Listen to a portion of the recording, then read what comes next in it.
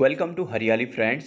आज हम सींचपाल पेपर 2015 में जिसका नोटिफिकेशन निकला था, 2017 में उसका एग्ज़ाम हुआ, उसका रिमेनिंग पार्ट करने जा रहे हैं। इससे पहले हमने हिंदी वाले पार्ट को कर लिया है बहुत अच्छे से, उसके बाद जीएस वाले पार्ट को किया। आज हम रिमेनिंग जीएस प्लस रीजनिंग को करने वाले हैं। तो इसमें हमने क्वेश्चन नंबर 60 तक देख लिया था। जैसे हमने देखा था कि क्वेश्चन नंबर 60 में भारत के उत्तर दिशा में अंतिम गांव माणा किस जिले में स्थित है, तो ये हमने चमोली देखा था। आज हम क्वेश्चन नंबर 61 से स्टार्ट करेंगे। देखिए, इसमें पहला क्वेश्चन रीजनिंग का है। नीचे दिए गए शब्दों में अर्थपूर्ण रूप से सुव्यवस्थित कीजिए। देखिए, इसमें क्रम बताना है। इसमें दिया है संरक्षित, वायुदाब, राहत, वर्षा, बाढ़। मतलब इसमें पहले क्रम में कौन आएगा, फिर दूसरा कौन आएगा, ऐसे क्रम बताना है कि कौन सा क्रम ठीक होगा। इसमें सुव्यवस्थित करना है इसको। तो इसमें देखिए, वायुदाब आएगा सबसे पहले, क्योंकि ना वायुदाब होगा तो देखिए, बारिश, वायुदाब के बाद बारिश होगी, क्योंकि वायुदाब से ही क्या होती है, बारिश होती है। मैं इसको ना, ये ज्योग्राफी का पार्ट है, इसको मैं ज्योग्राफी वाले में डिटेल में आप लोगों को बताऊंगा कि टेम्परेचर डिफरेंस जब होता है तो तब क्या होता है, बारिश होती है।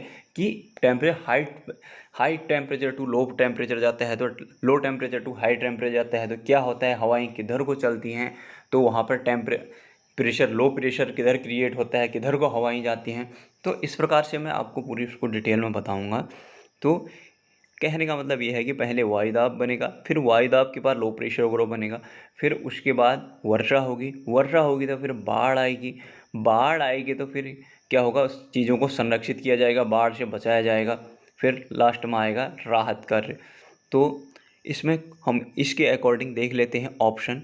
पहले सेकेंड, फोर्थ, फिफ्थ करके जो आ रहा है उसको देख लेते हैं। Second, four, fifth, option B आ रहा है इसमें, second, four, fifth, one, three. तो इसका राइट आंसर हो जाएगा हमारा option B, second, four, fifth, one, three. तो आगे बढ़ते हैं, नेक्स्ट क्वेश्चन देखते हैं। उत्तराखंड राज्य में अर्थव्यवस्था से संबंधित सांख्यिकी आंकड़ों हेतु निम्न में से कौन नोडल एजेंसी है, तो ये है अर्थ एवं संख्या निदेशालय। देखिए फ्रेंड्स, कहीं पर भी कुछ डाउट होता है तो आप प्लीज़ कमेंट कर दीजिएगा, मैं उसको डिटेल में बताऊंगा। जैसे ना रीजनिंग में अगर आपको और डिटेल चाहिए होगा, कोई चीज़ें नहीं आ रही होंगी ना, मैं खोल खोल के एकदम पेज में लिख के भी आप लोगों को एक अलग से वीडियो बना दूंगा। आप लोग उसके लिए भी बोल देना। अगर जो एकदम फ्रेशर साथी होंगे तो हो सकता है हर किसी को थोड़ी एकदम डिटेल में आती हैं यार चीज़ें, है ना। अगर चीज़ें प्रॉपर सीखनी होंगी फिर, या फिर कोई नहीं आ रहा होगा, तो मैं अलग से वीडियो बता देना, मैं उसका अलग से वीडियो हाथ से लिख के या फिर दूसरा मोड जो भी होगा, मैं वो ऐसा देख के सुविधा अनुसार आप लोगों के लिए बना दूंगा। देखिए, फिर जैसे ये रीजनिंग का क्वेश्चन आ गया नेक्स्ट। ये एक बोल रहा है कि cube root 144 plus under root 144 की वैल्यू क्या होगी। देखिए फ्रेंड्स, इसका आंसर ना सी वाला ऑप्शन होगा, 2 क्यूब रूट 18 प्लस 12। अब ऐसा क्यों हो रहा है ना, देखिए, ये जो क्यूब रूट है, क्यूब रूट का मतलब किसी का, अगर देखिए इसमें क्या है ना, अगर मैं इसका क्यूब रूट मतलब यहाँ पर 3 होगा तो इसको क्यूब रूट बोलते हैं, अगर यहाँ पर 2 होगा तो उसको अंडर रूट बोलते हैं। यहाँ पर अगर मैं यहाँ पर जो 44 है, 144 है, इसी का दूसरा रूप में ये भी तो लिख सकता हूँ, 18 × 8, 18 × 8 लिख सकता हूँ इसको। अब इसका मैंने क्यूब रूट कर दिया दोबारा से। अब मैं इस 8 को बाहर लाऊंगा तो इस 8 का क्यूब रूट क्या होगा, 2 होगा ना, क्योंकि ये 2 का क्यूब क्या होता है, 8 होता है ना। इस बात को ध्यान रखिएगा। तो ये 2 बाहर आ जाएगा तो ये क्या बन जाएगा हमारा, 2 क्यूब रूट 18, क्योंकि ये 18 तो अंदर ही, अभी ये तो बाहर आ गया, 8 बाहर आ गया, तो ये यहाँ पर ये देखो, ये क्यूब रूट 18 के बाहर 2 आ गया, प्लस ये फिर प्लस 12 कैसे आया। अगर दूसरा क्या है, अंडर रूट है, दूसरा अंडर रूट का मतलब यहाँ पर 2 है, तो यहाँ पर अगर 144 का मैं अंडर रूट निकालूँ तो ये क्या होगा, 12 में 144 होता है ना, तो ये क्या हो जाएगा, 12 हो जाएगा। तो इसका मतलब समझे कि इसकी वैल्यू ये हो जाएगी, पहले वाले की क्यूब रूट वाले की और सेकंड वाले की 12 में 144। इसका आंसर हो जाएगा सी। आशा करता हूँ आप लोगों को समझ में आया होगा। मैं फिर से बोल रहा हूँ फ्रेंड्स, अगर नहीं आ रहा है समझ में, हाँ, तो आप प्रॉपर बताना मुझे, वो कर देना, मतलब कमेंट कर देना, मैं आपको अलग से कॉपी पेन से करके बता दूंगा या फिर दूसरे मोड से बता दूंगा। अब नेक्स्ट क्वेश्चन में आते हैं, हम टेंडन जोड़ते हैं। देखिए टेंडन और लिगामेंट दो चीज़ें होती हैं ना, इसमें थोड़ा कन्फ्यूजन भी रहता है। वैसे ये बायो का क्वेश्चन है, ये साइंस के क्वेश्चन हैं, तो इनमें अब सिलेबस में है नहीं, फिर भी ये जनरल साइंस का है। जैसे लोअर पीसीएस वगैरह देंगे, लोअर पीसीएस का भी आने वाला है, उसमें देंगे, या फिर आरओ आएगा तो उसमें देंगे। तो आरओ की तो थोड़ी कम पोस्ट बता रहे हैं, लेकिन लोअर पीसीएस में ठीक पोस्ट बता रहे हैं। लोअर पीसीएस वगैरह जनरल साइंस आती है, तो ऐसे क्वेश्चन भी देखते चलेंगे, क्योंकि देखिए कोई नहीं जानता किसका एग्ज़ाम कहाँ निकल जाए। हम फोकस इसी को करेंगे बे, लेकिन लेके सारे एग्ज़ाम को चलेंगे, कौन जानता है वहाँ भी हो जाए। तो टेंडन किसको जोड़ता है? टेंडन मसल टू बोन को जोड़ता है। तो और एक लिगामेंट होता है, लिगामेंट फ्रैक्चर हो गया, फट गया नहीं बोलते जैसे, और जो लिगामेंट होता है वो बोन टू बोन को जोड़ता है, टेंडन मसल टू बोन जोड़ता है। मतलब ये टेंडन जो है ना, वो किसको जोड़ेगा? मांसपेशी और अस्थि को जोड़ेगा। मसल को मांसपेशी बोलते हैं हिंदी में, और बोन को अस्थि बोलते हैं। तो इसका आंसर सी हो जाएगा, ऑप्शन सी। ऑप्शन सी, हाँ, पेशी और अस्थि। मतलब कि इंग्लिश में ज़्यादा इजी रहता है, मसल टू बोन कर लीजिए, टेंडन, और लिगामेंट बोन टू बोन, है ना। आगे बढ़ते हैं फिर। देखिए इसमें मैथ्स के भी क्वेश्चन हैं। वैसे मैथ्स के ज़्यादा नहीं आते हैं, इधर रीजनिंग के ही आते हैं, फिर भी कभी कभार हल्के दुल्के पूछ लेते हैं, फिर नहीं तो लोअर ओवरऑल के लिए काम आ जाएंगे, क्योंकि लोअर पीसीएस में तो रीजनिंग मैथ्स 50 नंबर की आती है वहाँ के लिए, और वहाँ पे बहुत ज़्यादा टफ नहीं आते हैं। देखिए एक कार क्या कर रही है कि एक कार 600 किलोमीटर 9 घंटों में तथा 400 किलोमीटर 11 घंटों में तय करती है, तो कुल यात्रा की औसत चाल ज्ञात कीजिए बोल रहा है। देखिए इसमें क्या लगेगा ना, एक बार इसको मिटा देता हूँ जो मैंने लिखा। तो इसमें क्या होता है, देखिए इसमें क्या होगा ना, ये इसका बनेगा, ये इसमें हमें बतानी है औसत चाल, एवरेज स्पीड बतानी है। तो एवरेज स्पीड क्या हो जाएगी ना हमारी, एवरेज स्पीड क्या हो जाएगी हमारी, total distance upon total time, है ना। Total distance upon total time. तो अब हमारी टोटल डिस्टेंस कितनी हो जाएगी, 600 किलोमीटर को हम और 400 किलोमीटर को जोड़ेंगे तो ये कितना हो जाएगा, 1000 हो जाएगा।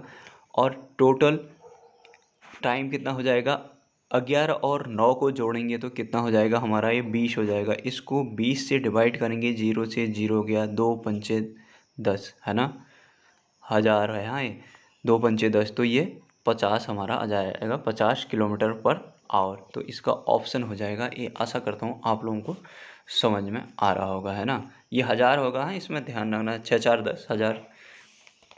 तो आगे बढ़ते हैं। देखिए फ्रेंड्स, फिर से बोल रहा हूँ, अगर ऐसे डायरेक्ट समझ में नहीं आ रही हैं तो आप बताना, मैं अलग से भी सेपरेट वीडियो बना दूंगा, कोई दिक्कत नहीं है। आप लोगों के फाइनली समझ में आना चाहिए। और कुछ साथी बोल रहे थे कि कोचिंग जाना चाहिए नहीं जाना चाहिए, तो मैं उसके लिए भी विस्तृत में विस्तार में वीडियो बना दूंगा, आप लोग उसकी फिक्र ना करें। नेक्स्ट क्वेश्चन देखते हैं हम। रीजनिंग का क्वेश्चन आ रहा है फिर से। 42 विद्यार्थियों की एक कक्षा में मनोज ऊपर से 16वें स्थान पर है और नीचे से उसका स्थान क्या होगा। इसको मिटा लेता हूँ एक बार में। देखिए इसको भी बताता हूँ आपको। देखिए इसमें क्या होता है ना, सिंपल सा आप ऐसे कर लीजिए, total equal to left plus right वाला फॉर्मूला लगा लीजिए, या फिर इसमें total equal to top plus bottom -1 करके दीजिए। इसमें टोटल कितने हैं, 42 हैं, और ऊपर से कितना है वो टॉप से 16 प्लस बॉटम -1, है ना।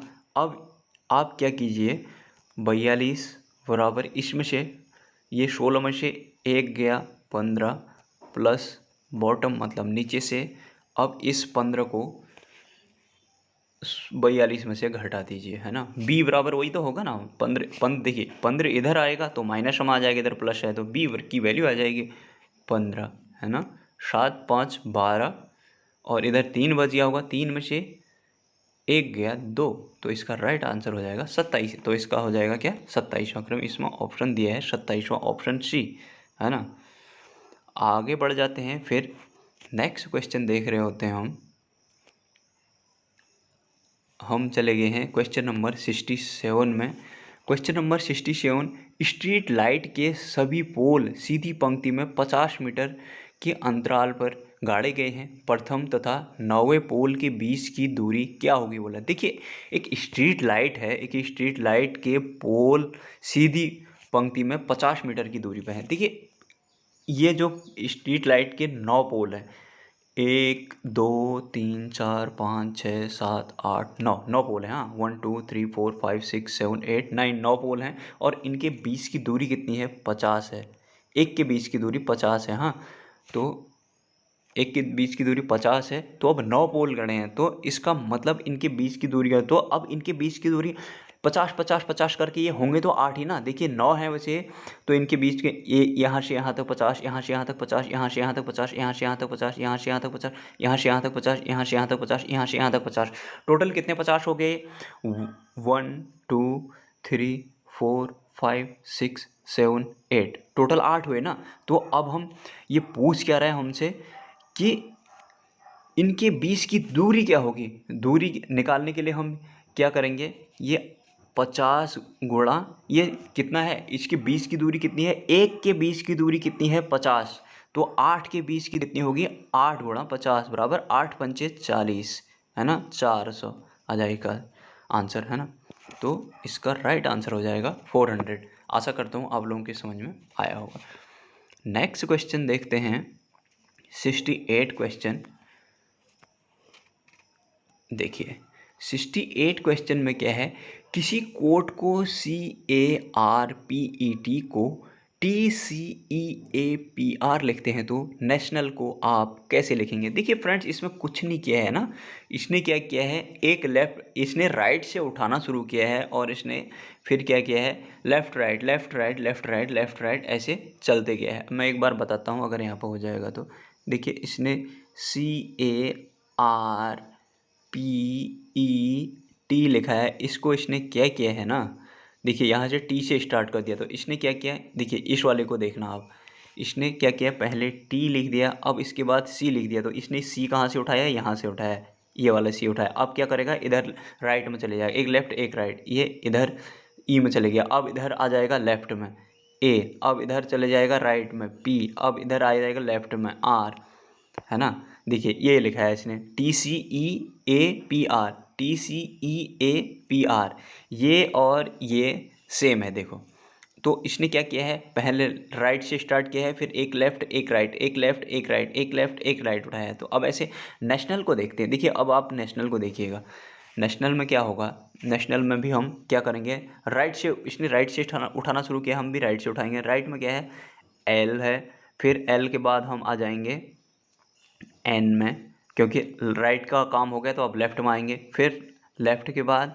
फिर राइट में चले जाएंगे, तो फिर क्या है ए, फिर इधर लेफ़्ट में आ जाएंगे ए, फिर इधर राइट में चले जाएंगे एन, फिर इधर लेफ़्ट में आ जाएंगे टी, फिर इधर राइट में आ जाएंगे ओ, फिर इधर लेफ़्ट में आ जाएंगे आई। तो इसका आंसर क्या होगा, LAANTOI करके एक ऑप्शन होगा।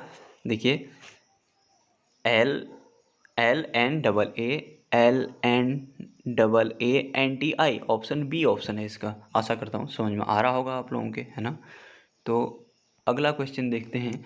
अगले क्वेश्चन में हमारा है मैथ्स का क्वेश्चन आ रहा है। देखिए मैथ्स के क्वेश्चन में इसमें ये हो पाएगा नहीं हो पाएगा देखूंगा इसमें, वैसे मैं बताने की पूरी कोशिश करूँगा। एक पिता अपने पुत्र से 3 गुना बड़ा है ना।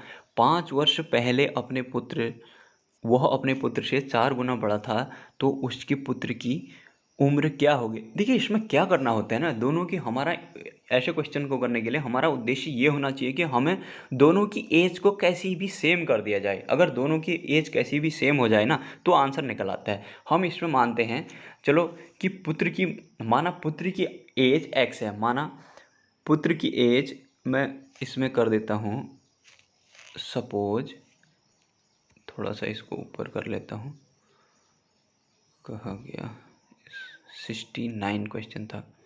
देखिए सपोज सन की एज है x और पिता की मान लेते हैं हम, पिता की मान लेते हैं कितना, 3x। 3x क्यों मान रहे हैं, क्योंकि वो बोल रहा है कि एक पिता अपने पुत्र से 3 गुना बड़ा है, तो स्वाभाविक बात है कि अगर पुत्र की x है तो पिता की क्या होगी, 3x होगी, उसका 3 गुना है। अब वो क्या बोल रहा है, 5 वर्ष पहले वह अपने पुत्र से 4 गुना बड़ा था।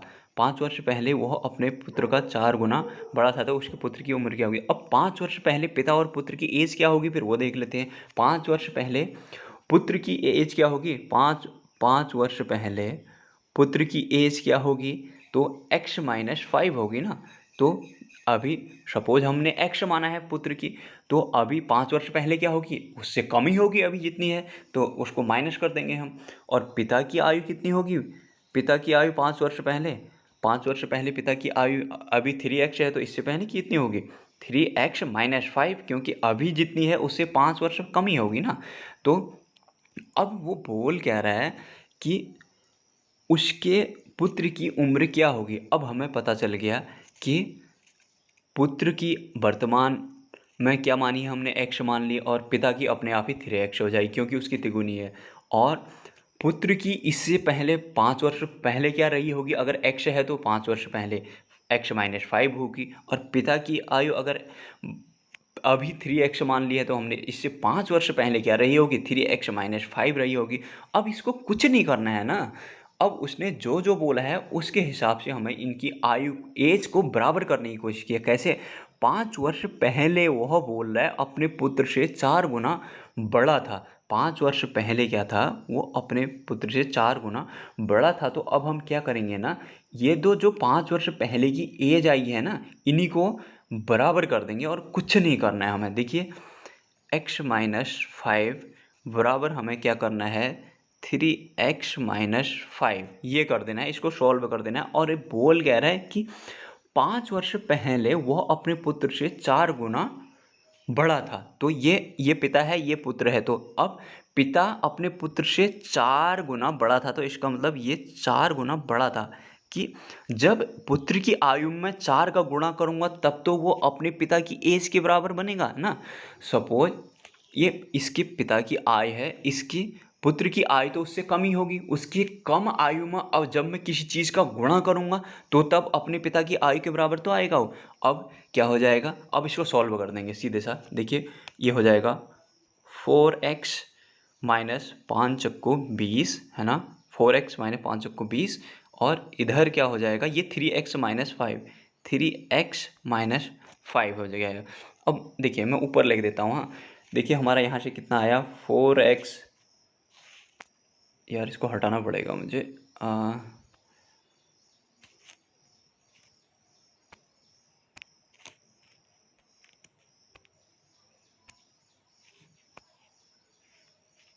देखिए अब देख लेते हैं हम 4x, हम यहाँ तक समझ में आ गया होगा, नहीं तो वीडियो को पीछे कर लेना। तो 4x माइनस, देखिए मैं थोड़ा सा स्टार्टिंग से बता देता हूँ हम कहाँ तक पहुँच गए थे। हमारा आ गया था हमने 4, देखिए x-5 ये पुत्र की 5 वर्ष पहले आई है, और बराबर 4 हमारा क्या हो जाएगा, 3x-5 हो जाएगा। ये किसकी है, पिता की है। हाँ -5 है, मैं थोड़ा नीचे लिख देता हूँ, आप जगह नहीं हो पा रही ना, इसलिए मैंने उसको इरेज भी किया। 4x-5 इक्वल टू ये वाला हो जाएगा 3x-5 है ना। अब समझ में आ रहा होगा। देखिए कुछ नहीं है, ये हो गया 4x-5 चक्को 20 बराबर हो जाएगा कितना, 3x-5। देखिए अब क्या होगा, ये 3x इधर जाएगा, 4x में से एक x गया तो ये कितना हो जाएगा, x बराबर, और इधर क्या है, इस ये माइनस का 20 इधर आएगा तो क्या हो जाएगा, प्लस का 20 हो जाएगा। प्लस का 20 और माइनस का 5 तो क्या हो जाएगा, प्लस का 15। मतलब -20 में से +15 घटाओगे तो 15 तो बचेगा यार, तो ये हो जाएगा 15 है ना। तो आशा करता हूँ आप लोगों के समझ में आ गया होगा। इसका राइट आंसर हो जाएगा 15। तो हमारा इसका राइट आंसर, में इसको फिर से हटाना पड़ेगा, इरेज करना पड़ेगा, ऑप्शन नहीं दिख रहे हैं, तो इसका राइट आंसर 15 हो गया। सिंपल सा बी ऑप्शन। हाँ 15 तो सिंपल सा है यार। देखो इसमें करना क्या है, जो पिता पुत्र की आयु है, पहले पुत्र की आयु हमने x मानी, फिर तो अपने आप ही उसकी पिता की आयु क्या हो जाएगी 3x, क्योंकि वो 3 गुना है। फिर उसके बाद 5 वर्ष पहले क्या हो जाएगी पुत्र की आयु, तो x-5, तो पिता की इधर क्या हो जाएगी 3x माइनस 5। अब कुछ नहीं करना है, हमें इन दोनों को बराबर कर देना है। इन दोनों को बराबर करके वो बोल रहा है कि 5 वर्ष पहले पिता की आयु पुत्र की आयु के 4 गुना ज़्यादा थी। तो अब ये ज़्यादा होगा पिता की आयु, तो ये पुत्र की आयु कम रही होगी। जब कम में हम किसी चीज़ का गुणा करेंगे तो तब इसके बराबर बनेगा। तो ये कितना 4 गुना थी, तो अब हम क्या कर देंगे 4 का गुणा कर देंगे x माइनस 5 एक इसकी पुत्र की है, बराबर हम कर देंगे ये 3x माइनस 5। 3x माइनस 5 में तो ये हो जाएगा 4x माइनस 5 को 20, 5 को 20, और ये तो इधर ऐसा ही रहेगा 3x माइनस 5। तो 4x, देखिए ये 3 इधर जाएगा तो ये x हो जाएगा, ये x हो जाएगा, इधर का कहानी खत्म। और ये 20 इधर जाएगा तो 20 में से 5 गया 15, बस इतना सा है। ये इसमें थोड़ा प्रॉपर दिख नहीं पा रहा था ना, इसलिए घिचपिच हो जा रही थी। अगर आप लोगों को समझ में नहीं आएगा, मैं फिर से बोल रहा हूँ, अलग से सेपरेट बना दूंगा, आप लोग उसकी फिक्र मत करना, मैं उसको भी बना दूंगा। तो चलिए, आशा करता हूँ समझ में आया होगा। अगले क्वेश्चन में चले जाते हैं, इसको इरेज करके। अब हम देख लेते हैं नेक्स्ट क्वेश्चन। देखिए ये है, इसमें 725 के बाद इसने 2 4 6 जीरो दिए हैं, का वैज्ञानिक मान ज्ञात कीजिए। देखिए इसमें सिंपल सा फंडा क्या होता है, एक अंक के बाद दशमलव लगाना होता है, उसके बाद जितने जीरो और राइट को जाओगे तो बढ़ जाते हैं, अगर लेफ्ट को आओगे तो घट जाते हैं ना। तो इसमें देख लेते हैं, इसमें इसने कितने अंक छोड़े हुए हैं। एक मिनट यार, थोड़ा सा, हाँ 7250 में 2 4 2 6 हैं, तो इसमें हम 7.25 कितना इधर को आए, 2 आए, तो इसमें 6 जीरो पहले से हैं, तो 6 2 8 जीरो हो जाएंगे, 10 की पावर 10 टू द पावर 8 हो जाएगा। तो इसमें कोई दिया है 7.25 into 10 to the power a, option B दिया है इसमें, तो इसका राइट आंसर ऑप्शन बी हो जाएगा 7.5 इंटू 10 टू द पावर 8। अब अगला क्वेश्चन देख लेते हैं। हमारा अगला क्वेश्चन क्या है, लोकतंत्र शासन की वह प्रणाली है जिसमें जनता का शासन जनता के द्वारा जनता के लिए होता है, ये अब्राहम लिंकन ने बोला था। वीडियो भी फ्रेंड्स बड़ी हो गई है, मैं चाहता हूँ जीएस वाला पोर्शन बाद में देख लेते हैं, तो वीडियो इतना ही करते हैं। मैं नेक्स्ट वाला जीएस वाला पोर्शन आप लोगों के लिए ले आता हूँ, बहुत बड़ी हो गई है वीडियो, तो इतना ही करते हैं friends. Bye bye, take care.